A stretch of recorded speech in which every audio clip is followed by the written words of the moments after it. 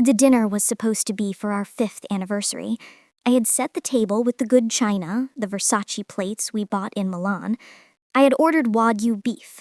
I was wearing a silk dress that clung to every curve, waiting for my husband, Malik, to walk through the door of our Buckhead estate. Malik was the CEO of Kingston Real Estate. He was handsome, charming, and obsessed with two things: his image and his legacy. For 5 years, that word hung over our marriage like a dark cloud. Legacy. Malik wanted a son.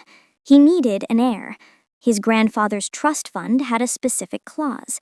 The bulk of the family fortune, $20 million, would only be released to the first grandson who produced a legitimate male heir. We had tried. God knows we had tried. IVF, specialists, teas, prayers. But my womb remained empty, and with every negative test, Malik's eyes grew colder. At 8 p.m., the front door opened. "Malik?" I called out, standing up and smoothing my dress. "You're late, baby. The wine is breathing." "I'm not hungry, Naya." His voice was flat. He walked into the dining room, but he wasn't alone. Walking in behind him was a girl.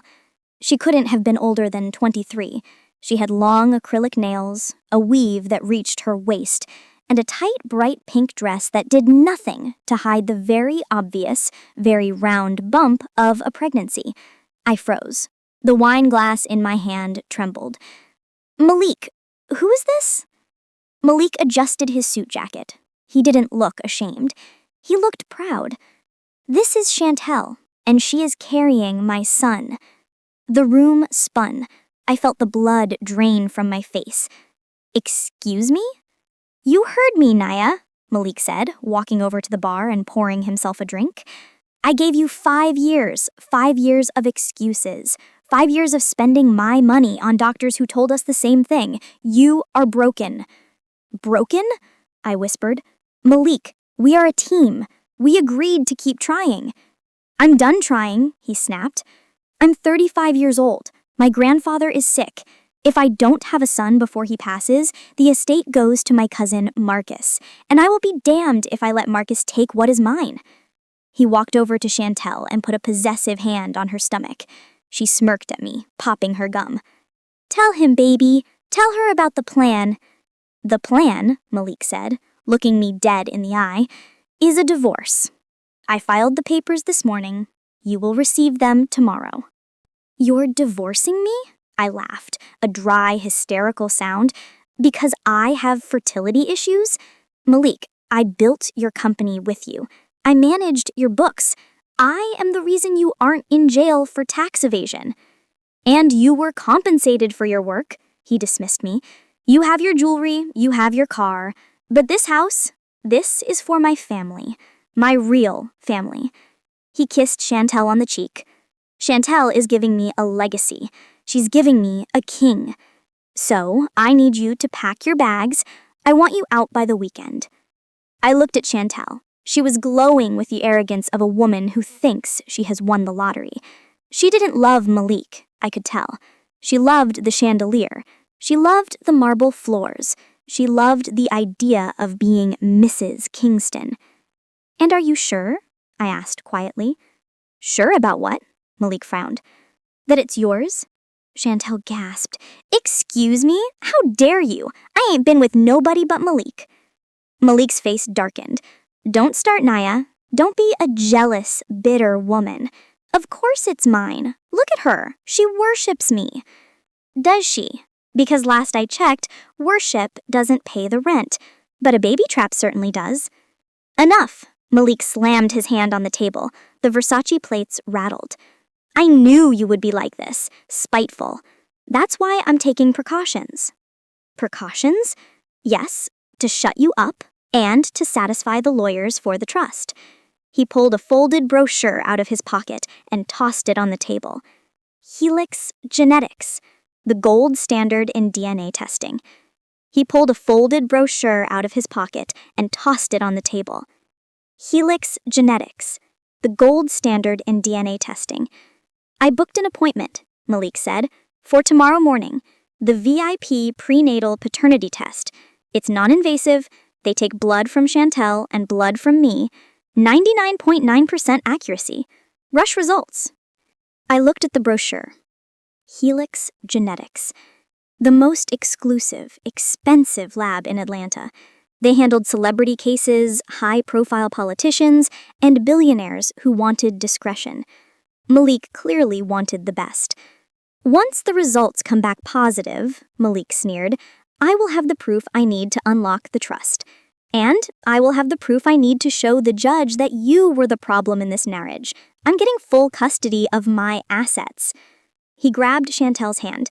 Come on, baby, let's go upstairs. You need to rest. Stress is not good for the air. They walked past me. Chantel deliberately bumped my shoulder. Bye, Auntie, she whispered. They went up the stairs to my master bedroom. I stood alone in the dining room. The Wagyu beef was cold.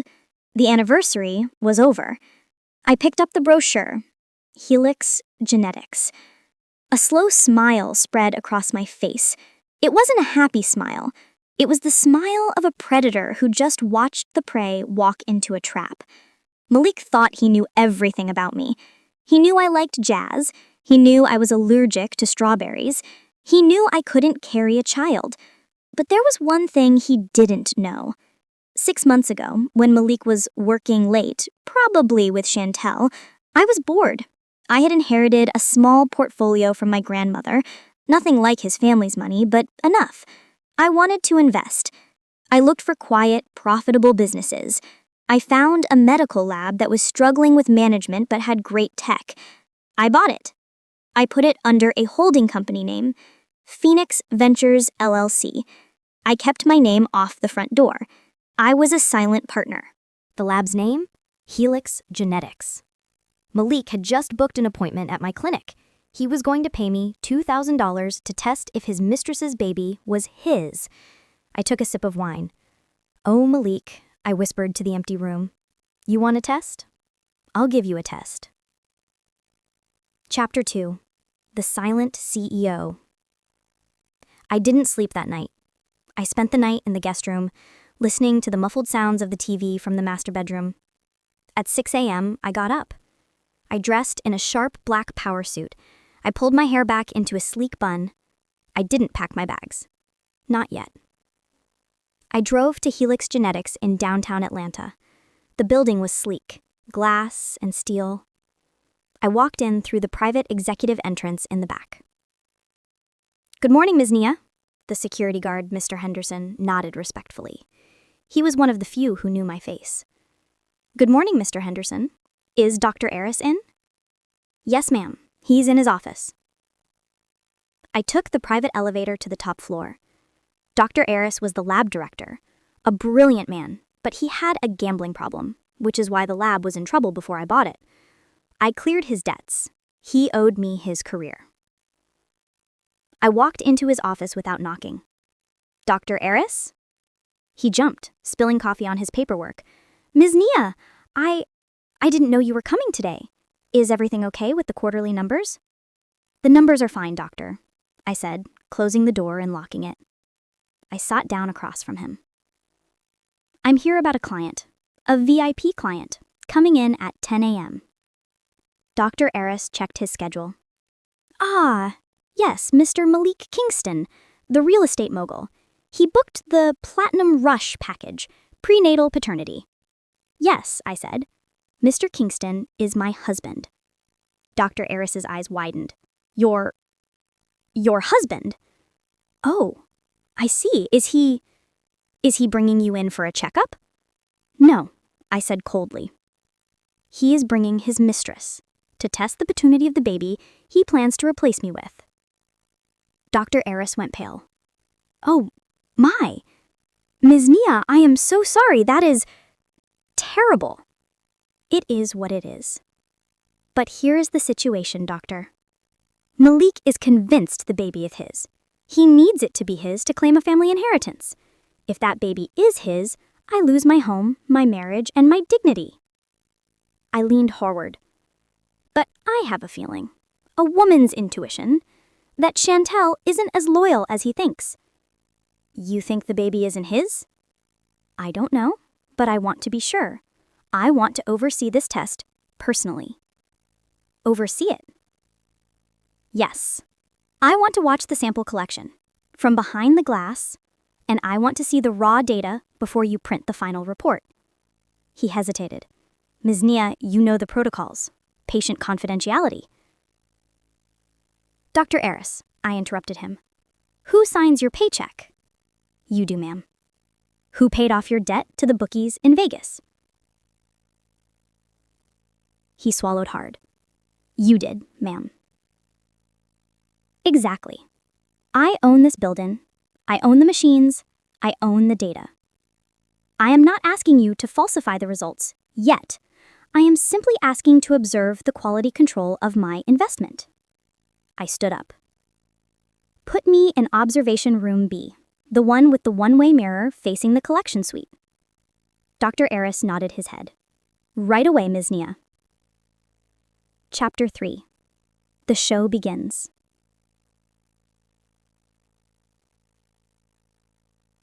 At 9:55 a.m., I was seated in the dark observation room. Through the large glass mirror, I could see the sterile, bright collection suite. The door opened. A nurse ushered them in. Malik walked in first, looking like he owned the place. He was wearing a custom suit, sunglasses on indoors, and talking on his Bluetooth. Yeah, I'm at the lab now. Yeah, rushing the results. Once I get that paper, the trust unlocks. Tell the lawyer to have the check ready. Chantel waddled in behind him. She was wearing a tracksuit that said, Queen, across the butt. She was snapping gum and scrolling on TikTok. She looked nervous. Not happy nervous. Guilty nervous. She kept glancing at Malik, then at the nurse, then at her phone. Malik hung up his call. All right, let's get this over with. Nurse, make sure you label these right. I don't want any mix-ups. This is a $20 million baby. The nurse nodded. Sir, please sit down. We need a cheek swab from you. And for the lady, we need a blood draw to isolate the fetal DNA. Malik sat down. He opened his mouth wide. Get in there. Get the DNA. Brenda swabbed him. Then she turned to Chantel. Ma'am, your arm, please. Chantel hesitated. Does it hurt? Just a pinch. Chantel sat down. As Brenda prepared the needle, Chantel looked at Malik. Babe, are you sure we need to do this? Like, I told you it's yours. Ain't this a waste of money? He laughed. Chantel, it's not about trust. It's about the lawyers. They need the paper. Why? You worried about something? He said it jokingly, but his eyes narrowed slightly.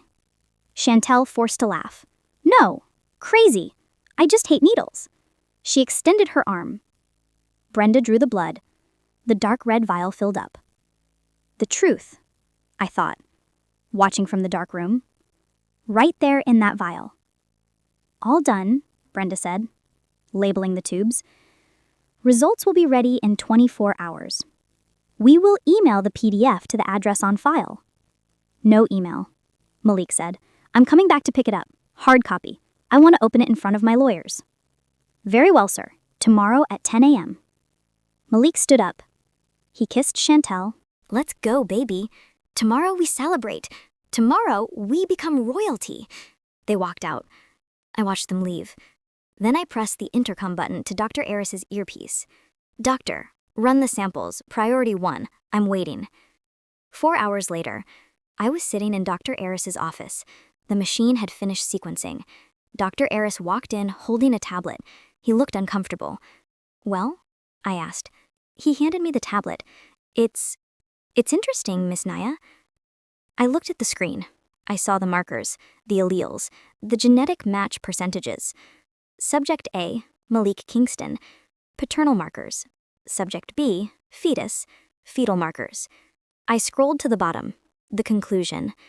Probability of paternity, 0.00%. I gasped. I suspected it, but seeing it? Seeing the zero? It was like a hit of pure oxygen. He's not the father, I whispered. No, ma'am, Dr. Aris said. Not even close. The genetic markers are completely different. The biological father, well, based on the haplogroup, the biological father is likely of a different ethnic background entirely, maybe Latino or mixed race. I laughed. Malik, the man obsessed with his pure black legacy, was about to find out his son was probably named Mateo. So, Dr. Aris asked nervously, do we print the report? I looked at the screen. If I gave Malik this report tomorrow, he would be crushed. He would kick Chantel out. He would be humiliated. And he would probably come crawling back to me. He would say, "Oh, Nia, I'm sorry. She tricked me. Let's try again." I didn't want him back. I wanted him ruined. If he found out now, he would stop the divorce proceedings. He would fight to keep the house, because he wouldn't have the trust money. It would be a messy legal battle. But if I let him believe the baby was his, if I let him sign the divorce papers giving me the alimony I wanted, if I let him go to his grandfather and present the fake result, claiming the inheritance, and then expose him, that would be fraud. That would be disinheritance. That would be prison time. I looked at Dr. Aris. "Doctor," I said slowly, "can you edit a PDF?" "Excuse me?" "I want you to change the result." "Change it?" He looked terrified. "Ms. Naya, that is illegal. That is medical fraud. I could lose my license." "You won't lose anything," I said calmly. "This isn't the official medical record. This is just a preliminary patient copy for his peace of mind. The official record in the system will stay accurate." "But why?" "Because," I stood up and walked to the window, "I want him to think he won. I want him to feel invincible. I want him to sign the divorce settlement, giving me the beach house and the stocks, thinking he doesn't need them because he's getting $20 million. I turned back to Dr. Aris. "Doctor," I said slowly, "change it to 99.9%. Print it on the fancy paper with the gold seal. And then what?" "And then," I smiled, a wicked smile, "we wait for the baby shower." "The baby shower?" "Yes. Malik is playing in a huge gender reveal and legacy party next week. All of Atlantis society will be there. His sick grandfather will be there." I tapped the desk. "That is where I will reveal the real results." Dr. Aris swallowed hard. "You are terrifying, Ms. Naya." "I'm a businesswoman, doctor, and I'm just protecting my assets." I picked up my purse. "Print the fake result. Give it to him tomorrow. Make him happy." I walked out of the lab. Malik wanted a legacy. I was going to give him one he would never forget. The next morning at 10 a.m., I was watching the live security feed from my iPad while sipping green tea in my garden. I saw Malik's Porsche pull up to the front of Helix Genetics. He walked in like he was walking onto a red carpet, head high, chest puffed out. Chantel was clinging to his arm, wearing sunglasses big enough to cover half her face. I watched on the screen as Dr. Aris handed him the envelope containing the lie I had manufactured. Malik ripped it open right there in the lobby. He scanned the paper. He threw his head back and laughed, a loud, booming laugh of victory. He kissed the paper, then he kissed Chantel. I could almost hear him saying, "I told you so." 30 minutes later, my phone rang. "Husband." I answered on the first ring. "Hello?" "Pack your bags, Naya. The results are in. 99.9% probability of paternity. He is my son, my blood, my legacy." "Oh," I said, making my voice sound small and defeated. "Are you sure? Labs make mistakes." "Not this lab," Malik scoffed. "Helix is the best. There is no mistake. The only mistake was me staying with a barren woman for 5 years. Now, listen to me." I called my lawyer. "The divorce settlement is ready. I want you at his office at 2 p.m. Sign the papers, take your little alimony, and get out of my life. I have a legacy to build." 2 p.m. I whispered, "I'll be there." I hung up. I didn't cry. I smiled. "Hook, line, and sinker," I said to the orchid on my table. The conference room at the law firm was cold. Malik sat at the head of the table, the DNA results framed in front of him like a trophy. Chantel sat next to him, scrolling on her phone, looking bored. My lawyer, a shark named Ms. Davis, sat next to me. She knew the plan. "All right," Malik's lawyer began. "We have drawn up the settlement. Mr. Kingston is generous. He is offering you the Lexus, your personal jewelry, and a lump sum of $500,000. In exchange, you waive all rights to the Kingston estate, the company shares, and the Buckhead mansion. I looked at the paper. $500,000? That was pennies. Malik was worth 10 times that, but he was cash poor. His money was tied up in real estate and the company. He needed the trust fund money, the $20 million his grandfather promised for an heir, to become truly liquid. I can't accept that, I said softly. Excuse me? Malik glared at me. You're lucky I'm giving you anything. You failed as a wife. I want the stocks, I said. The non-voting shares in Kingston real estate. And I want the vacation home in Destin. The Destin house? Chantel perked up. Babe, no, I wanted that for the baby moon. Malik hushed her. Quiet, Chantel. He turned to me. You want the stocks? Those are worth $2 million. And the beach house is another $1.5 million. You're crazy. If I don't get them, I said, channeling my best pitiful voice, I will contest the divorce. I will drag this out for years. And you know, if the divorce isn't final, you can't marry Chantel. And if you don't marry Chantel before the baby is born, your grandfather might not consider the heir legitimate for the trust. Malik froze. He knew I was right. His grandfather was old-fashioned. He wanted a born heir from a married couple. Malik did the math in his head. If he gave me $3.5 million in assets now, he would lose a chunk of his current net worth. But if he signed, he would unlock the $20 million trust fund in a few months. $20 million minus $3.5 million was still a massive win. He smirked. He thought he was playing chess. He didn't know he was playing Russian roulette with a fully loaded gun. Fine, Malik said. Take the beach house, take the stocks. They are worthless to me compared to what I have coming. He grabbed the pen and signed the papers aggressively. There, it's done. You got your payout, gold digger. Now get out. I signed my name slowly. Nia Kingston. Ideally, this would be the last time I used that name. Thank you, Malik, I said, putting my copy of the contract in my bag. I hope the baby is everything you dreamed of. He will be, Malik said, rubbing Chantel's belly. He's a Kingston. No, I thought, as I walked out. He's definitely not. Now that I had secured my assets, it was time for the second phase. I needed to know who the real father was. Dr. Eris told me the DNA markers suggested a Latino or mixed-race father. Chantel was not smart. People like her leave digital footprints everywhere. I hired a private investigator named Ray. Ray was expensive, but he could find water in a desert. I need to know everything about Chantel, I told him. Who she sees, where she goes, who she was dating before Malik picked her up. 2 days later, Ray met me at a coffee shop. He slid a manila envelope across the table. It wasn't hard, Ray chuckled. She's sloppy. I opened the folder. There were photos of Chantel meeting a man at a gym in Midtown. He was tall, light-skinned, with curly hair and tattoos on his arms. He looked like a fitness model. And he was definitely not Malik. His name is Rico, Ray said. Rico Suave. I'm kidding. His name is Rico Rodriguez. He's a personal trainer. Chantel has been seeing him for 2 years, even after she moved in with your husband. I looked at the photos. In one of them, Rico was kissing Chantel's forehead.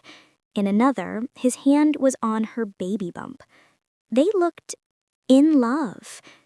Does Rico know she's claiming the baby is Malik's? I asked.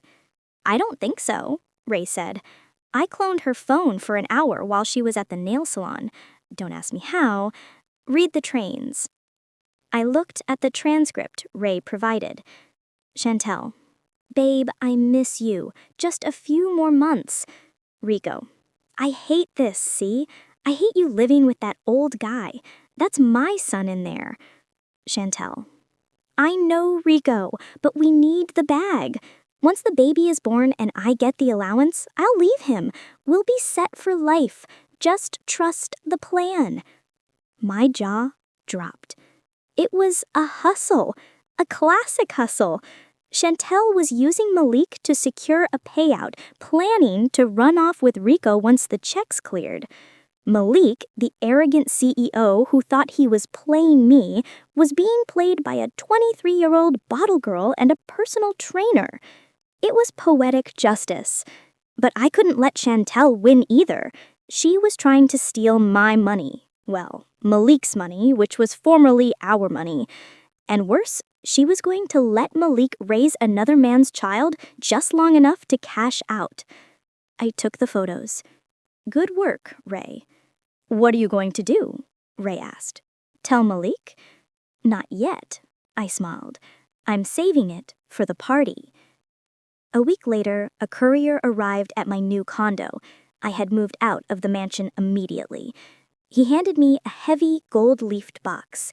Inside was a velveted card. You are cordially invited to the Kingston Legacy Gala, a gender reveal and celebration of the future heir. Saturday, 7 p.m., the St. Regis Ballroom. There was a handwritten note from Malik attached. Nia, come see what a real family looks like. It might provide you closure. Malik. He was inviting me to gloat. He wanted to rub my nose in it. He wanted me to stand there, the barren ex-wife, watching him celebrate his victory. He thought I wouldn't come. He thought I would be too ashamed. I picked up my phone and texted him. I'll be there. Wouldn't miss it for the world. I spent the rest of the week preparing. I didn't buy a gift from the registry. I prepared a slideshow. I went back to Helix Genetics. Dr. Eris, I said, I need the real results now. The 0% match report. Printed, signed, notarized. You're going to do it? Dr. Eris asked, trembling. Oh, yes. And doctor, you might want to take a vacation next week. Things are going to get loud. Then I called Ray. Ray, I need you to bring Rico to the St. Regis on Saturday night. Rico? How do I get him there? Tell him Chantel is in trouble. Tell him she needs him to save her from her abusive sugar daddy. Play the hero card. He'll come. You're evil, Miss Nia, Ray laughed. I'm focused, I corrected. Saturday arrived. I dressed in a gown that was pure revenge. Emerald green satin, backless, with diamonds dripping from my ears. I looked expensive. I looked unbothered. I put the envelope with the real DNA results in my clutch. I put the flash drive with the photos of Rico and Chantel in my pocket. I looked in the mirror. Showtime. I drove to the St. Regis. The valet opened my door. I walked into the ballroom. It was decorated in gold and blue. Spoiler alert, Malik already knew it was a boy, but he wanted the confetti moment. There were 200 guests, Malik's business partners, his family, and in the center, sitting in a wheelchair, his grandfather. The old man looked frail but happy, waiting to meet his great-grandson. Malik stood on the stage holding a microphone. He looked like a king. Chantel stood next to him, rubbing her belly, wearing a dress that cost more than my car. Malik saw me enter. He smirked. He tapped the microphone. Ladies and gentlemen, thank you all for coming. Tonight is about the future, but it's also about moving on from the past. He pointed at me. My ex-wife Nia joined us tonight. Let's give her a round of applause for being a good sport. A few people clapped awkwardly. Most whispered. I smiled and waved. Keep talking, Malik. Enjoy the view from the top. The fall is going to be spectacular. Malik continued. Tonight we reveal the gender, but more importantly, we secure the Kingston legacy. My grandfather, Silas Kingston, has promised that on the consummation of a male heir, the family trust will be officially transferred to my name. The crowd cheered. And we have the DNA results. He waved the fake paper I gave him. Certified by Helix Genetics, 99.9% match, a pure Kingston. He looked at his grandfather. Granddad, are you ready to sign? The old man nodded. The lawyer brought the trust documents to the old man's table. Stop! My voice rang out across the ballroom. It wasn't a scream, it was a command. I walked toward the stage. The crowd parted like the Red Sea. Naya, sit down, Malik hissed. Don't embarrass yourself. I'm not here to embarrass myself, Malik, I said, climbing the stairs to the stage. I stood next to him. I'm here to give you a gift. I took the microphone from his hand. He was too stunned to stop me. Malik invited me here to see a real family, I told the crowd. And he's right. Family is important. Truth is important. I pulled the flash drive from my pocket. I walked over to the AV technician on the side of the stage. Play this, I whispered. Or I tell Malik you've been stealing equipment. I didn't know if he was, but he looked guilty enough to comply. The giant screen behind the stage flickered. The photo of Chantel and Rico kissing appeared. The crowd gasped. Who is that? Someone shouted. That, I said, pointing at the screen, is Rico, Chantel's boyfriend of 2 years. Malik turned to Chantel. Who the hell is that? Chantel started shaking. Malik, no, that's my cousin. She's lying. Your cousin? I laughed. Do you usually kiss your cousin like that? The next slide showed the text messages. That's my son in there. We need the bag. I'll leave him once the check clears. Malik read the texts. His face went purple. You said... He looked at Chantel. But wait. There's more. I held up the envelope. The real one. Malik showed you a DNA test from Helix Genetics, a great clinic. I know it well. I paused for dramatic effect. I know it well because I own it. Malik froze. What? I bought Helix Genetics 6 months ago, Malik, through a shell company. You walked into my clinic. You gave my doctors your blood. And I told them to give you a fake result so you would sign the divorce papers and give me my settlement, which you did. Thank you for the beach house, by the way. I handed the real paper to Malik's grandfather. Mr. Kingston, I said respectfully, this is the official legal record. Probability of paternity, 0%. The old man looked at the paper. He looked at Malik. He pushed the trust documents away. You are a fool, the grandfather wheezed. You brought a bastard child into this family and tried to trick me? Granddad, no, she rigged it, Malik screamed, pointing at me. She owns the lab. She faked the 0. Did she fake the boyfriend too? The grandfather pointed at the screen where Rico was currently shirtless. Just then, the doors to the ballroom burst open. Chantel! It was Rico. Ray had done his job. Rico ran in, looking around frantically. Chantel, you said he was hurting you. Chantel looked at Malik, furious, at me, smiling, at Rico, confused. She fainted. Actually fainted. Malik was standing in the middle of the stage. His grandfather was leaving. His mistress was unconscious. His legacy was gone. And his ex-wife? I was standing there looking like $1 billion. Happy anniversary, Malik, I whispered. I dropped the microphone. Thud. The silence in the St. Regis ballroom lasted exactly 3 seconds after I dropped the microphone. Then hell broke loose. It started with Rico. He saw Chantel faint, and he saw Malik standing over her, shouting. Malik didn't know who Malik was, or rather, he only knew him as the abusive sugar daddy Ray had warned him about. Rico vaulted onto the stage. He was a personal trainer, built like a tank. Malik was a CEO who did cardio on an elliptical once a week. It wasn't a fair fight. Rico shoved Malik hard. Back off, man. Don't touch her. Malik, humiliated and fueled by rage, swung at him. Get out of here. This is my party. That is my woman. Rico ducked easily and landed a right hook on Malik's jaw. Crack. Malik went down. The king of Atlanta real estate was sprawled on the floor of his own gender reveal party, bleeding onto the confetti. Security finally rushed the stage.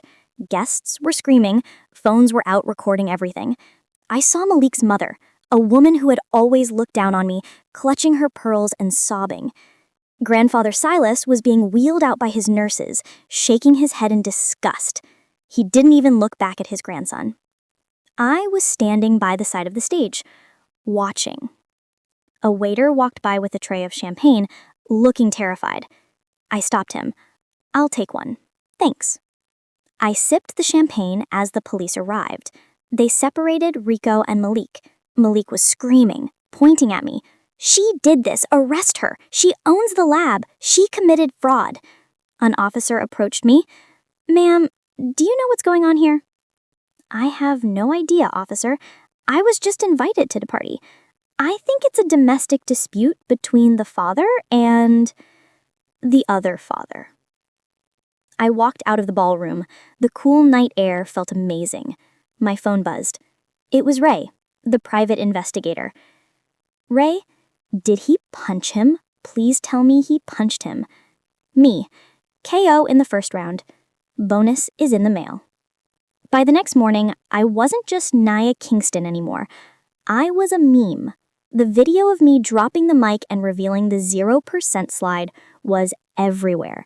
TikTok, Twitter, Instagram, hashtag the DNA Queen was trending. People were dissecting the video frame by frame. Did y'all see the mistress faint? The look on his face when she said, "I own the lab," priceless. Nia is the level of petty I aspire to be. I sat in my new condo, the one I bought with my own money, separate from the settlement, drinking coffee. Malik, however, wasn't enjoying the fame. He had spent the night in the ER getting stitches in his lip, and at 9 a.m., my lawyer called. "Nia, we have a problem, or rather, a nuisance." "Let me guess," I said. "Malik is suing." "He filed an emergency injunction. He's accusing you of medical fraud, falsifying records, and entrapment. He wants the divorce settlement overturned. He says you tricked him into signing over the assets by giving him a fake result." "Of course he says that." "Nia, did you fake the result?" "I gave him a piece of paper, David," I said calmly. "But I own the clinic. I know the bylaws. Meet me at Helix Genetics in an hour. Bring his lawyers. Let's end this." The conference room at Helix Genetics was sterile and cold. Malik sat across from me, his lips swollen, a bandage on his chin. He looked like a beaten dog that still thought it was a wolf. His lawyer, a high-priced shark named Mr. Sterling, no relation to the other story, slammed a document on the table. "This is a clear-cut case of fraud," Mr. Sterling shouted. "Ms. Nia knowingly provided a falsified medical document to my client. She used that document to coerce him into signing a disadvantageous divorce settlement. That is extortion. We are demanding the return of all assets, plus punitive damages of $10 million. And we are reporting this clinic to the medical board." Dr. Aris sat next to me looking nervous. I patted his hand. "Are you finished?" I asked. "No, I'm not finished. You doctored a DNA test," Malik yelled, spit in the little. "It said 99.9%. You admitted it on stage." "I admitted that I gave you a piece of paper," I corrected. "Dr. Aris, please pull up the official medical record in the database." Dr. Aris typed on his laptop and projected the screen onto the wall. "Patient ID 09221, Malik Kingston. Date of test, June 14. Result, 0% probability of paternity. Status, final." As you can see, I pointed to the screen, the official medical record, the one stored in the HIPAA-compliant server, is accurate. It was never altered. Helix Genetics maintains perfect records. "But the paper," Malik waved the crumpled result from the other day. "This paper says 99.9%. "Read the bottom, Malik. The fine print, in gray ink." Malik squinted. He hadn't read it before. He was too busy celebrating. He read it out loud. "This document is a novelty reproduction for commemorative purposes only, not a valid medical record for entertainment use." Silence filled the room. "Novelty?" Malik whispered. You asked for a rush result to show your friends, I shrugged. Dr. Eris printed a commemorative placeholder. It's not my fault you didn't wait for the official lab-certified email. It's not my fault you didn't read the disclaimer. And it's certainly not my fault you signed a divorce settlement based on a novelty prop. You set me up. I tested your reading comprehension, I said. You failed. My lawyer smiled. Mr. Sterling, as you know, a contract signed by a competent adult is binding. Mr. Kingston chose to sign the settlement to secure his legacy. The fact that his legacy turned out to be a delusion is not grounds for voiding the contract. The beach house and the stocks belong to Nia. Mr. Sterling looked at Malik. He closed his briefcase. She got you on a technicality, Malik. The disclaimer is there. It's standard for rush prints. It wasn't standard. I had added it to the template myself the night before, but Malik didn't need to know that. I'm not accepting this, Malik stood up. I'm going to destroy you, Nia. I'm going to... The door opened. It wasn't security. It was a man in a gray suit. I recognized him. It was the personal attorney for Silas Kingston, Malik's grandfather. Mr. Kingston, the attorney said, looking at Malik with pity. Your grandfather sent me. Good, Malik said. Tell them the trust is mine. The trust, the attorney said, has been suspended. Mr. Silas saw the news. He saw the fight. He saw the proof regarding Mr. Rico. That was a lie. She faked the photos. We ran our own background check this morning, sir. Mr. Rodriguez has admitted to being the father. Miss Chantel has confessed.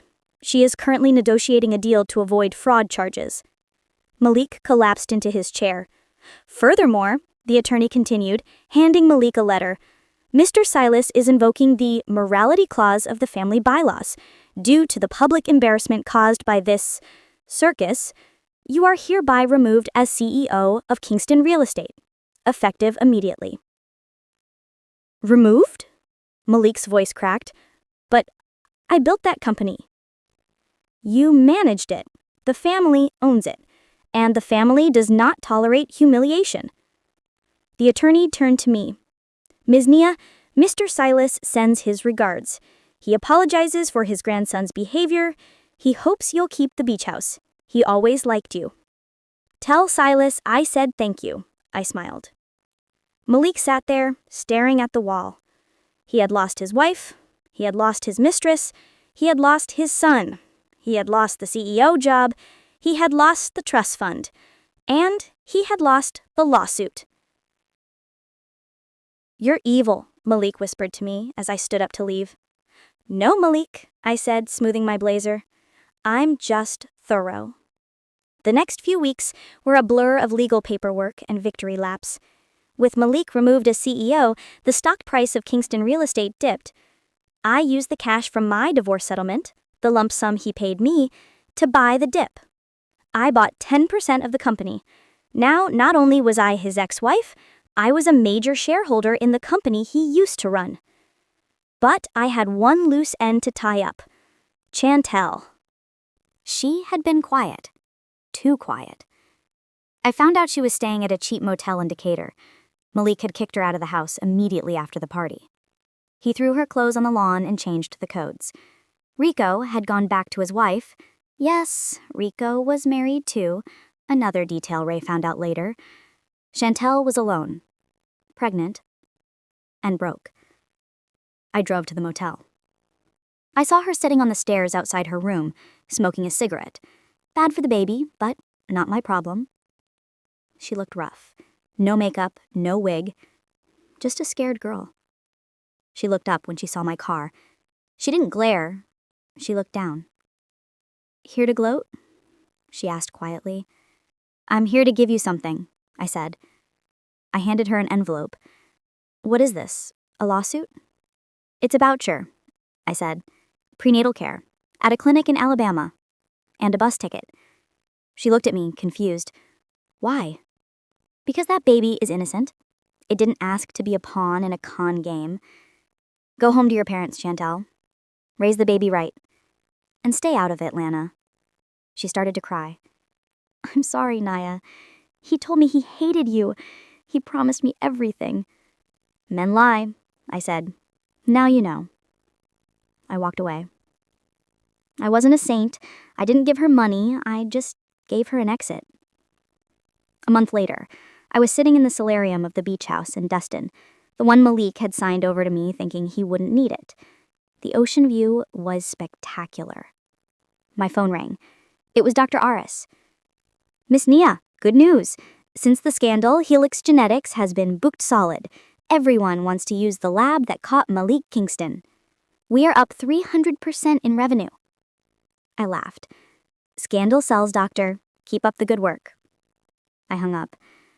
I looked at the empty chair next to me. For 5 years, I had stressed about being a mother. I had defined my worth by my ability to produce a legacy for a man who didn't deserve me. But sitting here, listening to the waves, owning my own business, owning my own home, I realized something. My legacy wasn't a child. My legacy wasn't a name. My legacy was my freedom. I took a sip of my iced tea. I opened my laptop. I had a new investment idea. There was a struggling chain of spas in Miami. They needed a silent partner. And I heard Malik had moved to Miami to try and become a club promoter. Maybe I'd pay him a visit.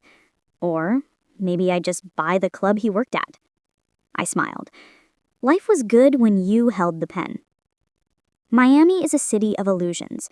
It's where people go to reinvent themselves, to pretend they are richer, younger, and more successful than they actually are. It was the perfect place for Malik Kingston.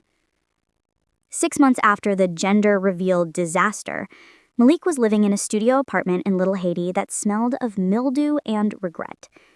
He wasn't a CEO anymore. He wasn't an heir. He was a VIP host at a nightclub called Velvet. It sounds fancy, but in reality, his job was to stand on the sidewalk in the humidity, begging tourists to buy overpriced vodka bottles. "Yo, ladies, you look like models. Come inside, no cover. We got DJ Khaled tonight." Spoiler, DJ Khaled was not there. It was DJ Khaled's cousin's neighbor. It was 11 p.m. on a Friday. Malik was sweating through his cheap Zara suit. He adjusted his fake Rolex. He had pawned the real one to pay his first month's rent. He hated this life. He hated the noise. He hated the disrespect. But most of all, he hated her. Naya. Every time he checked Instagram, she was there. Naya in Paris. Naya in Dubai. Naya launching a new charity foundation. She looked younger, happier, richer. And here he was arguing with a bouncer about a $20 cover charge. "Malik," the club manager, a guy named Tony who wore too much cologne, shouted from the door. "Stop leaning, get the line moving. The new owner is coming tonight for an inspection. If this place doesn't look poppin', you're fired." "New owner?" Malik straightened up. "Who is it? Another Russian guy?" "No clue. Some investment group, Phoenix Ventures. They bought the place cash last week. They want to rebrand, make it high-end. So, look sharp." Malik smirked. Phoenix Ventures. Sounded corporate. Sounded rich. This was his chance. If he could charm the new owner, maybe he could talk himself into a management position. Maybe he could pitch them his real estate ideas. Maybe he could climb back to the top. "Don't worry, Tony." Malik adjusted his tie. "I speak fluent billionaire. I'll handle the owner." At midnight, a fleet of black SUVs pulled up to the curb. Malik rushed over to open the door of the lead car. He put on his best customer service smile, the one he used to use to close million-dollar deals. "Welcome to Velvet," Malik said smoothly, bowing slightly. "Allow me to escort you to the owner's section." A security guard stepped out first, huge, wearing an earpiece. Then a pair of legs stepped out, stilettos, red bottoms, a slit in a black dress that went up to the thigh. Malik's eyes traveled up. The woman was wearing oversized sunglasses, even at midnight. She radiated power. She stepped onto the sidewalk. She took off her glasses. Malik froze. His smile faltered, then died. His hand dropped from the door handle. He said, "Naya!" He choked out. "Hello, Malik. Keep the door open. You're letting the AC out." I walked past him like he was part of the furniture. I walked into the club, flanked by my security team. Malik stood on the sidewalk, his mouth open, catching flies. He scrambled after me. Naya, wait! What are you doing here? I stopped in the middle of the dance floor. The music was thumping. I'm doing a site inspection, Malik. Didn't Tony tell you? The new owner is coming. Malik looked at me. Then he looked at Tony, who was bowing to me. You? He whispered. Phoenix Ventures? That's you? I like the name, I shouted over the bass. Rising from the ashes. Fitting, don't you think? I walked up to the VIP section, the balcony overlooking the club. I sat down on the leather sofa. The waitress immediately brought a bottle of Ace of Spades. Malik followed me up. Security stopped him, but I waved them off. Let him in. I want to hear his pitch. Malik walked into the VIP section. He looked around at the bottle, the view, the luxury. It was everything he used to have, everything he lost. You bought my job? He asked, his voice trembling with rage. Is that it? You're stalking me? You want to ruin me even more? Don't flatter yourself, Malik. I poured a glass of champagne. I bought this club because it's a distressed asset in a prime location. It was undervalued, just like I was. You're a monster, he spat. You took my company. You took my house. Now you want to take my dignity? Don't you lost your dignity the moment you brought a mistress to our anniversary dinner, I reminded him. I'm just the cleanup crew. Malik sat down opposite me. He looked tired. The fight was draining out of him. Look, Naya, you won, okay? You clearly won. You're rich. I'm this. He gestured to his cheap suit. Can't you just help me? Just a little? I was your husband for 5 years. And in those 5 years, you reminded me every day that I was broken, that I couldn't give you a legacy. I was angry, Malik pleaded. I wanted a son. Is that a crime, to want a family? It's not a crime to want a family. It's a crime to cheat to get one. I took a sip of champagne. But you know, Malik, there is one thing I never told you. One last secret. What? He asked warily. That you faked another test? No, I shook my head. It's about the broken part. I leaned in closer. The music seemed to fade into the background. Do you remember when we first started trying for a baby? Year 2? Yeah, Malik nodded. We went to the specialist. He said you had unexplained infertility. He said we had unexplained issues, I corrected. But I went back to that doctor. Alone. A week later. Malik frowned. And he ran more tests. On me. He found out I was perfectly fine. High egg count, healthy uterus, everything was working. What? He blinked. Then why didn't we get pregnant? Was it me? Was I the problem? No, you were fine too. You could have had 10 kids. Then why? He demanded. Why did we spend thousands on IVF? Why did we suffer? Because, I said, my voice dropping to a whisper, that same week I found the second phone in your briefcase, the one you used to call your massage therapists in Vegas. I saw the texts, Malik. I saw who you really were. I paused to let it sink in. I realized then that I didn't want to have a child with you. I didn't want to tie myself to a narcissist forever. But I wasn't ready to leave. I needed to secure my assets first. I needed to get the company in order. So? Malik asked, his eyes wide. So, I smiled. I started taking the pill every morning. For 3 years. I hid them in the vitamin bottle you never touched. Malik stared at me. His face went pale. You were on birth control? While we were doing IVF? While I was crying about my legacy? Yes, I wasn't barren, Malik. I was protected. You evil? He stood up, his hand shaking. You denied me a child? You wasted my time. I saved a child. I saved a child from having you as a father. Look at you. You cheated on me. You tried to cheat on Chantel. You abandoned the baby the moment you found out it wasn't yours. You don't want a fatherhood, Malik. You want a prop. You want a mini-me to feed your ego. I would have been a great father. No, you would have been an absent one, and I wasn't going to let my child be collateral damage in your life. Malik looked like he had been punched in the gut. The narrative he had told himself for years, that he was the victim of a broken wife, was a lie. He wasn't a victim. He was avoided. I hate you, he whispered. I know. I signaled to the security guard. Tony, I called out to the manager. Yes, Miss Naya. We're making some staffing changes, I said, looking at Malik. The VIP host position is redundant. We're going for a more exclusive vibe. No hustlers on the sidewalk. Tony looked at Malik. Sorry, bro, you heard the boss. Malik looked at me one last time. You're going to burn in hell, Naya. Maybe, but I'll own the place when I get there. Malik stormed out of the club. He walked out into the humid Miami night. No job, no money, no legacy. And the knowledge that the only reason he didn't have a son was because his wife was smarter than him.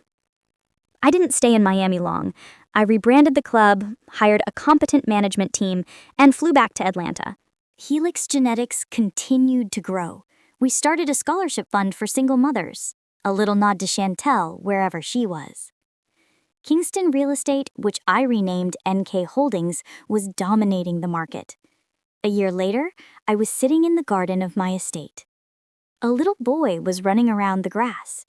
Not Malik's son, my nephew. My sister had moved in with me after her divorce. The house was full of laughter, noise, and love. My phone buzzed. It was an email from Mr. Silas Kingston's lawyer. The old man had passed away peacefully in his sleep. I opened the attachment. It was his will. To my grandson Malik, I leave my vintage watch collection so he can watch the time pass while he thinks about his mistakes. To Naya, my former granddaughter-in-law, I leave the remaining 10% share of the company, because she was the only one who had the balls to tell me the truth. I smiled. The old man had a sense of humor. I put the phone down. I looked up at the sky. I had started as a wife trying to please a husband. I ended as a woman who pleased herself. I wasn't broken. I wasn't barren. I was a builder. And I had built a life that no man could ever tear down. I took a deep breath. The air smelled like jasmine. It smelled like victory.